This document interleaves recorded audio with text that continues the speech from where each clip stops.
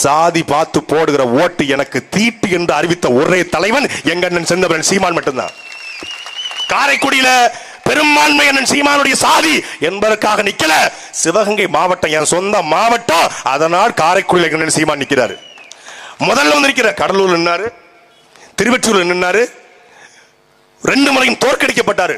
நான் எத்தனை முறை தோற்கடிக்கப்பட்டாலும் என் மக்களுக்காக உழைப்பதை ஒருபோதும் நிறுத்த மாட்டேன் என்று களத்தில் நிற்கிறாரு. 1 சீட்டு 2 சீட்டு வாங்கிட்டு சீமான் போயிருவாரு.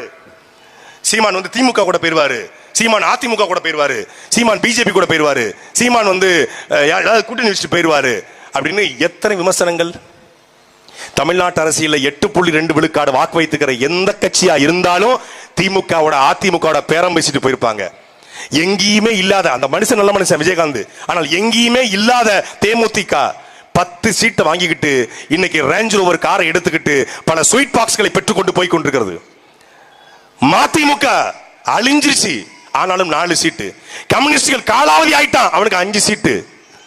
ஏன் இதே அதிமுக கூடல தமிழ் மாநில காங்கிரஸுக்கு 5 சீட்டு, பாஜகவுக்கு 18 சீட்டு, பாஜக 27 சீட்டு, அன்புமணி ராமதாசுக்கு 18 சீட்டு. சீமானால போக முடியாது. துணை முதலமைச்சர் 45 சீட்டு அதிமுக எங்க இடத்துல பேரம் பேசியது. அவர் நினைச்சிருந்தால் அந்த பதவியை பெற்றுக்கொண்டு 45 எம்எல்ஏக்களோடு சட்டசபைக்கு போயிருக்கலாம். ஆனால்